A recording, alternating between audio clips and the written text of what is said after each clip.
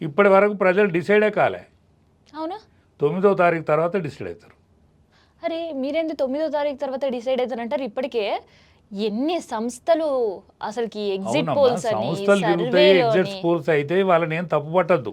ఉమ్, exit polls అయితే వాళ్ళని తప్పట్టద్దు. ఎందుకంటే వాళ్ళ నిష్ఠాతులు, వాళ్ళకు లెక్కు ఉన్నది, వాళ్ళకు స్కేల్ ఉన్నది, సమాజంలో వాళ్ళకు గుర్తింపు ఉన్నది, గౌరవం ఉన్నది. ఉమ్, కాబట్టి వాళ్ళని తప్పట్టద్దు. వాళ్ళ గౌరవాన్ని వాళ్ళు తగ్గించుకోవద్దు. వాళ్లకు మార్కెట్లో ఉన్న గౌరవాన్ని వాళ్ళు తగ్గించుకోకుండా బతకాలి. ఎగ్జిట్ పోల్స్ నిజమైతేయా? ఎన్ని ఫెయిల్ కాలే ఎగ్జిట్ పోల్స్? ఇవాళ ఇందిరాగాంధీ ఓడిపోయింది, సంజయ్ గాంధీ ఓడిపోయిండు.